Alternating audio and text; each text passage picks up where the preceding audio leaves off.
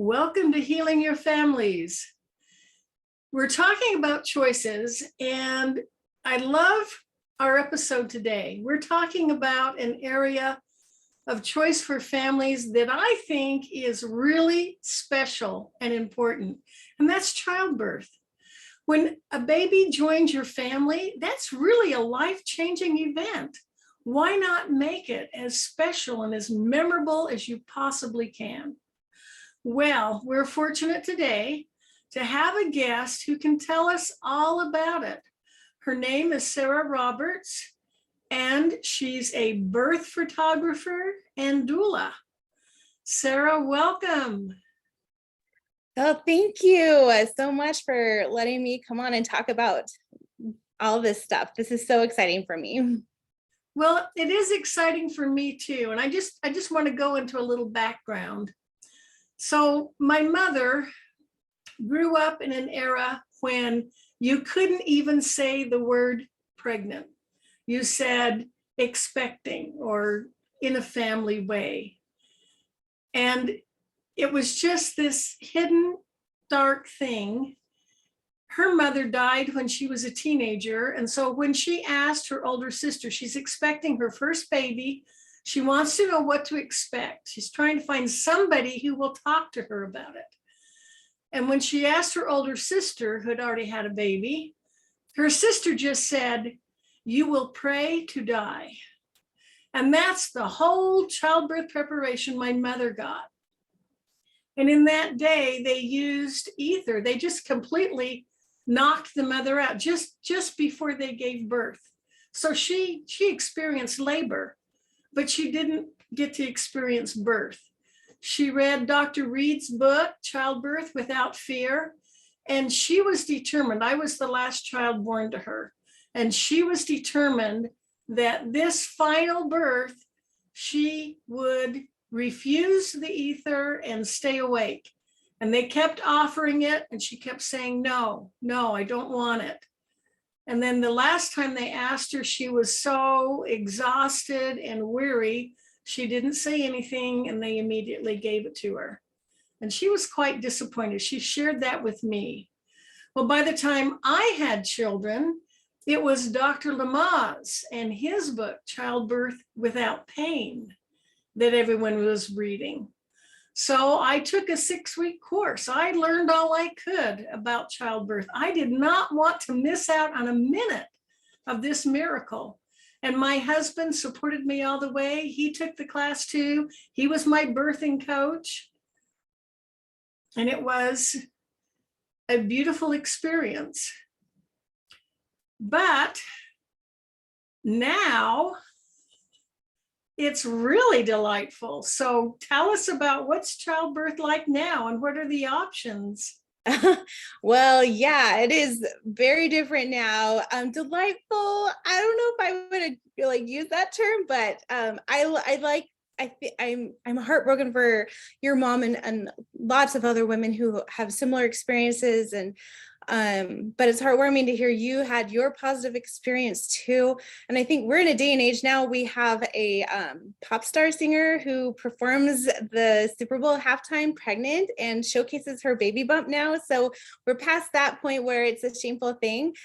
But I think we still have a ways to go in terms of understanding what our choices and options are as far as childbirth. And I think we're beyond a little bit of the, oh, it's a hippy dippy kind of thing to try to go all natural. But I think the more women realize that they can own this God-given right of ours to have a child, that they want to take a more active part and role in that through their own research. And I think that's what's hard and what stops a lot of women is the overwhelming amount of research and having to overcome preconceived notions or things that they've grown up thinking or knowing that may or may not be true about childbirth, and knowing where to find those resources and those things. And so what I love is that I get to be kind of a positive bringer of joy of like childbirth, and saying that it can be a positive experience. Yes, there will be pain. And I think that is important to recognize, that you can't have something amazing come from something that doesn't cause a lot of discomfort. And so when we accept that and wrap our minds around that more, and realize that this is a progressive type of pain, that you can be better prepared in accepting that, even though you may not have felt that kind of pain before, knowing makes it a lot different. Preparing yourself makes that. I just want to share a little bit of my background. I have 4 children, and the first 2 births were, I was induced. I had Pitocin and water breaking, and had an epidural for both of them because I couldn't handle the contractions with Pitocin. That enhances, of course, the contractions, makes them more challenging. And but I had several different experiences, and that were positive, though, even though some may look at that and say, okay, well, you could have had a better birth experience. But I'm just fortunate that it didn't turn into cesarean, which normally those interventions lead to a cesarean section. And so, but I felt those were positive birth experiences for me. When my third came around, I decided I wanted to go unmedicated, but I didn't prepare myself at all. And so I was like shocked by it, kind of had a traumatic experience afterwards with some hemorrhaging and other things that I don't want to go into right now, but it was traumatic. And but then by my 4th one, I'm like, okay, I'm going to do this differently. I want to have that redeeming kind of birth. I got a doula. I hired a doula, my very, very best friend. And then I took a childbirth education class, which I think, is funny to me because it was my 4th child. I should know how childbirth works, but hearing it from that perspective of, educated, informed, and unbiased information from my doula was eye-opening to me and to my husband. And then we were able to better prepare ourselves for the different choices that I would have to make. I mean, you're going to have to, you make a lot of decisions when it comes to childbirth. You have to decide whether or not, you go to a hospital or you have a, birth somewhere else out of a hospital. Decide who your provider is, decide what you want to have during your, how birth looks to you, or how you want that birth to look like. And so I think one of the first things that women should do when making decisions is seeking out a doula, and is hiring a doula. A doula is a guide, someone to help inform you and give you unbiased information regarding your options, shares birth resources with you, educates you, helps you not to feel so overwhelmed. And one of the most important things I feel like is to inspire you and to help you be a self-advocate, because that is something that you're going to have to do for yourself. When you're faced with the doctor saying you need to do this, and you're going to have to be like, I decide not to, I choose not to, I've made an informed decision and this is what I'm going to do. You have to be strong and be able to do that to your provider. And so a doula is wonderful in helping with that. And I always encourage anyone who I interview with in a consultation, I want them to interview around, check out other doulas, just because you need one that clicks with you and that you can bond with in a short period of time, that's going to be there and support you and your husband or your partner. So anyways, and all of that, a doula will also help you make those decisions and help you, show you what decisions you're going to have to make, I should say. As a doula, you meet with them beforehand. We call those prenatal meetings, just like prenatal appointment would be with a doctor and a provider. I meet before, and we go over all the things that they're going to have to decide, whether it is they're going to be birthing at a hospital, whether they want to wear their own clothes or wear the hospital gown, if they want to have the vitamin K shot or not. And if they are confused by any of that, we talk about it. We set some time aside and we explain, okay, or I explain what what the vitamin K shot does and the risks and the benefits. And so, or I show them websites that they can research on their own. So there's a lot of, it does get overwhelming, but as we break it up, we can help them see there's these options that they can do and what works best for them and their family, that they can make that informed decision. Oh, I did want to explain a little bit the difference between doulas and midwives. I hear this a lot. They think that doulas deliver the babies, and that's not true. Midwives are just as they do as much schooling as a doctor. They get a doctorate in nursing, and but they do everything the doctor does except for surgeries. They can prescribe medication and all that, do all the clinical work. And a doula is emotional and physical support only, and resource, and a cheerleader. And not only that, we try to be a doula for the spouse or partner. We try to be the doula for the children if necessary. Like, you know, I've helped herd some children too, like get them distracted while mom's at home laboring. And we also are a doula for the staff at the hospital, or at home for the midwives, or at a birth center. We want to be there to help support everyone. We don't want to cause a rift in between. We're not there to push our own agenda. We're there to support everybody and help. Like, I want to make sure that, you know, nurses feel that I'm on their side and I'm not trying to combat them or fight against any sort of policies or anything like that. I just want to make sure that there's a good feeling in that room, because that is what's going to support that natural physiological labor.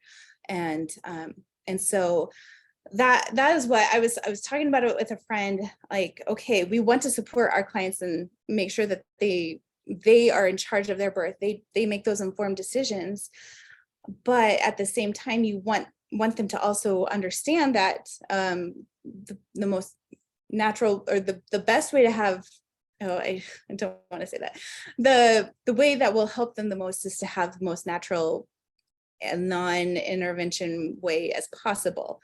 And when we do that through educating and helping them understand, I did end up like being induced. My last one, I decided that's how I needed to do that to support my family, help my family, and myself. And but I went in informed, understanding the risks as well as, you know, the benefits, like making sure I knew everything and how I could do it. Thanks to my doula helping me, like, okay, we're going to do it this way. But there are lots of other options. Moving around during labor has shown to help progress labor in the best way, and nourishing your body during labor is effective and helpful as well. Pushing in different positions, not just on your back. And that is one position. If you feel like you can push on your back, that's great. You should do it. I'm just going to interject really quickly. I was told, I think it was like with my fourth child, that you should deliver in the most comfortable position for you, in the position you sleep in. And for me, that's on my side.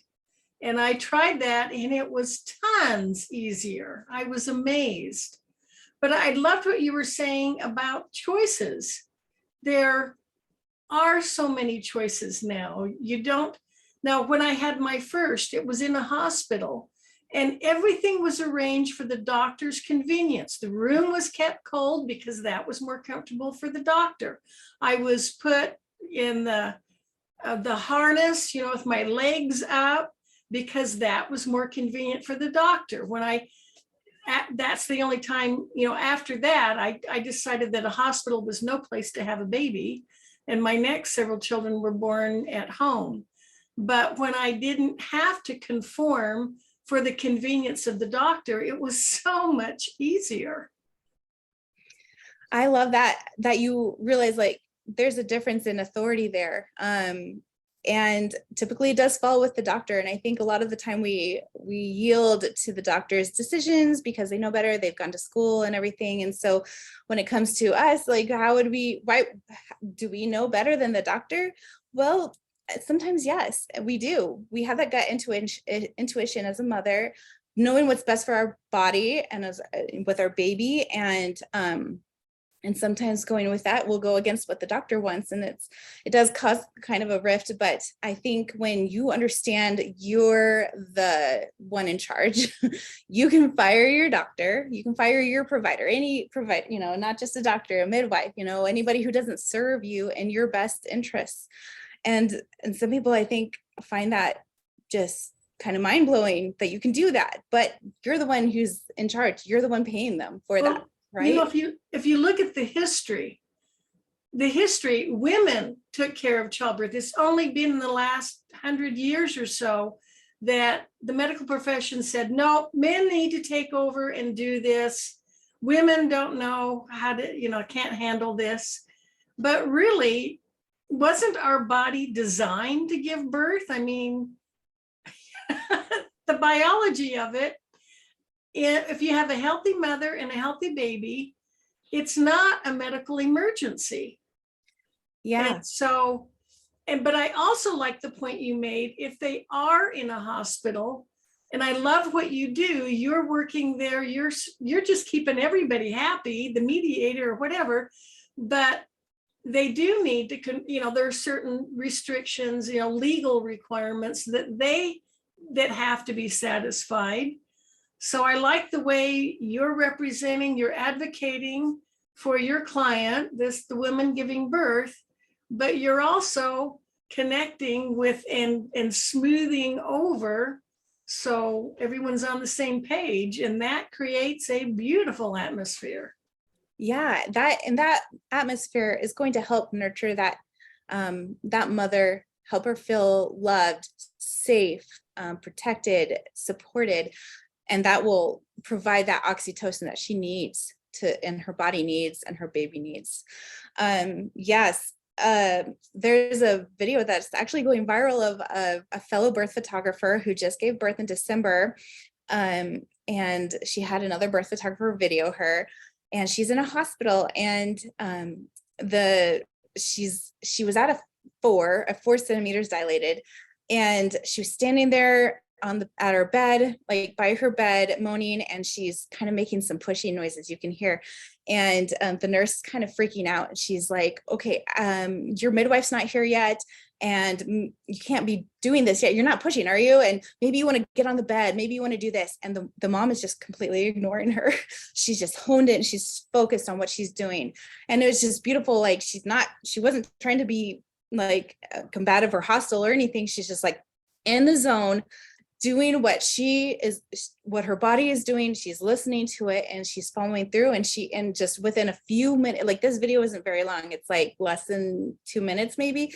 And she just births that baby standing up. And it was just beautiful. Like she went from a 4 to complete and super fast. And she was there and supported, and she just had this beautiful radiant smile on her face, that she did it. And it was just incredible. And so, at a hospital, sometimes they just don't see that natural physiological labor and birth because there's so many interventions that happen. And there was actually an article written by the Journal of Midwifery. I can't remember what it is, but it was reprinted in the Journal of Perinatal Education.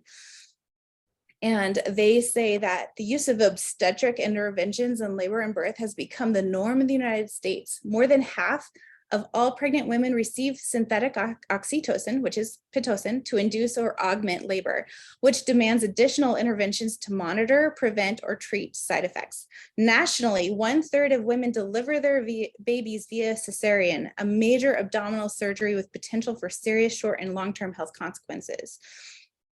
And so the use of these interventions are just are kind of unnecessary in a sense, unless there is a evidence-based need for it, a medical necessity that comes up. But in that time, it's hard because decisions need to be made quickly. And if the doctor's like, okay, I'm going to give you an episiotomy, and you're going to be like, wait, what? Why? As this is happening to you, that A, is not informed consent, and B, he didn't give you a chance to even like make that decision at all. or she or whoever. Yeah. And so, you know, there are things that you have to be prepared for in order to kind of avoid these unnecessary things that will cause serious repercussions later in your healing process and in postpartum, as you and can contribute to mood disorders as well, as the, you know, as you're dealing with all those changes and adjusting to life. So, but I think what you said earlier a little bit about when you go to the hospital, it's because you're sick, and we treat birth as a sickness instead of a natural physiological thing that just occurs and should not be interfered with unless there is a necessity for it, an evidence-based one, a medical one. And so that's where that education comes in. You need to know, okay, this is real. This is not just my emotions being played at and I'm being rushed into this decision. Well, this is true with any choices we make. We make better choices when we are well informed. And I feel like this is a wonderful time to give for childbirth, because 100 years ago, we lost babies. Now we have all of the medical advantages that we need, all the medical technology, but also it can be as natural a process as the mother chooses. And I think the whole idea is it should be the mother's choice. Maybe she doesn't want to have a natural birth. That's fine. It should be her choice, the experience that she wants. Exactly. And I think that the more that I think that's where photography and videography comes in, that they get to witness these beautiful moments, and then they're able to envision that for themselves too, instead of, you know, some unknown that happens, but you're watching it happen and you're like, okay, I can do that. I can do that. And I want to have that.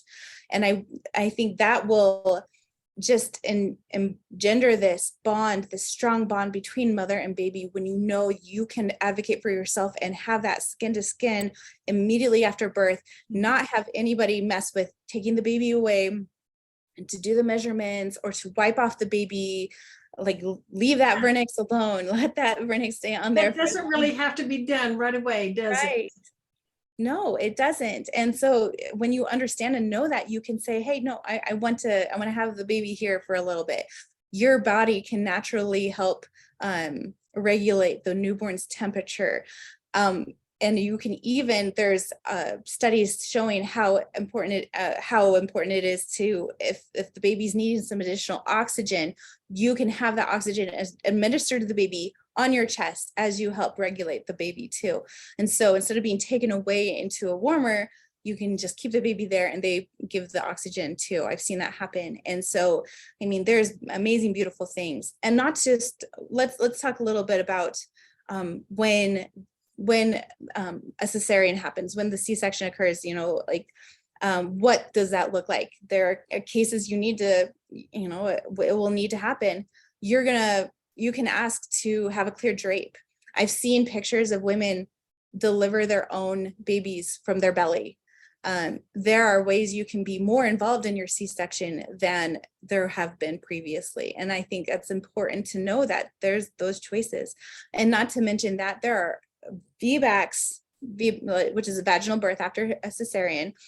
Those get a bad rap. There's statistics showing that you can be very successful with a VBAC, and providers are a little more selective on that. And so you're going to have to see if your provider is supportive or not of you having a VBAC, but that is completely possible. There are other indicators that might show that, you know, your candidacy for that might not be as great, but for the most part, I think most women could have VBACs, and they just need to talk more with the provider, but find one that is super supportive of them having one.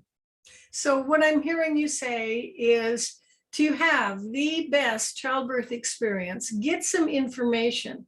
And I loved your idea of hire a doula, someone who has the experience, who is aware of all of the terminology, all of the options and their implications, their consequences, their side effects, and then make an informed choice and design the childbirth experience you want, whether it's in a hospital, in a birthing center, at home, and get the support you need so you're feeling comfortable, you're feeling like you're safe, you're well taken care of, and then you can just relax and enjoy that miracle. Yes. I think it's beautiful. I love what you do. So what's the best day? And you explained, so you take pictures and act as doula at the same time? Yes, it does sound a little strange to be able to do that, but how I do it, I don't take as many pictures as I would if I were not in the doula role. So my main job is to support be a support, emotional and physical, as need be.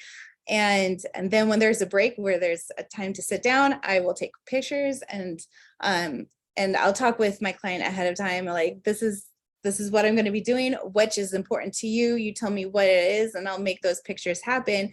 And they'll know that at that time I can't physically support them, but I'll be taking pictures. And so, but yeah, I think photography is super important, and it's inspiring to look at. I had pictures taken of mine, and I'm just in awe at my strength and power that I was able to see, not just like remember, but see it myself. And it's just beautiful. It is. It really is. So how do people contact you? What's the best way? The best way is, well, I'm on Facebook and Instagram. My business is Beautiful, emphasis on Utah. So that's, it's not the traditional spelling of beautiful, but Beautiful Birth, photo and film services. And I'm on Instagram, and my website is beutahfullbirth.com. And or my normal Facebook page, like you can find me really easily. I feel anywhere. So there's Sarah Roberts. Sarah Roberts, yes. So, and I serve Salt Lake in Utah counties, and that's pretty much I guess in Tooele County too. I did supportive birth there, and so yeah, I have availability throughout the year, but it's closing up quickly. Yeah. And it's not something you can schedule, like you have a window. No, I mean, I will block off that time. Say if I have a vacation planned, I won't book a birth during that time area, obviously. Yeah. But I'm on call from 37, 38 weeks to 42 weeks or birth, until birth.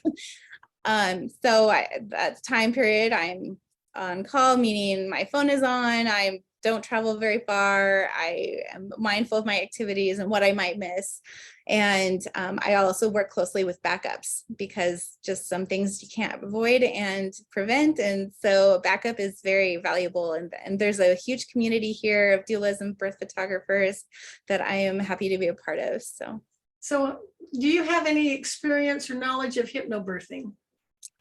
Hypnobirthing, I am not specifically trained in that. I mostly just, when I talk with my clients, we figure out our own thing, what works for them, like comfort wise, visualization, physical comfort measures, counter pressure, hydrotherapy, things like that. So I'm not specifically trained in a certain way of childbirth, but I adapt to whatever they need.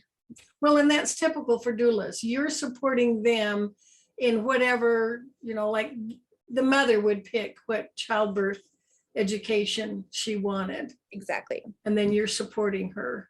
Yes. With that. I love it. Sarah, thank you so much. To me, it's important that mothers have this information, that they're able to choose. It shouldn't be, it isn't a medical emergency. If the mother's healthy and the child's healthy, and be thankful that we do have that medical technology if there is a complication. And if that's noted, for my last pregnancy, I was diagnosed with phlebitis. So it went from home birth to needs to be in a hospital. I was, I was on blood thinners and they had to change and stuff, I needed to be in a hospital. But I found a doctor who was very supportive of my desires to have the child naturally. And it was still a beautiful experience. So thank you so much for sharing your experience, your expertise. And Sarah Roberts, just find her on Facebook and be beautiful. I love the way you put our state in there. That's awesome. All right. Well, next week, still on the theme of choices, we'll be talking about choices you can make around your money when it comes to investing and saving. I'm excited to hear that guest too. So until then, love yourself, love your families. Let's make the world a better place by strengthening families. I'm Emily Penrod with healingyourfamilies.com.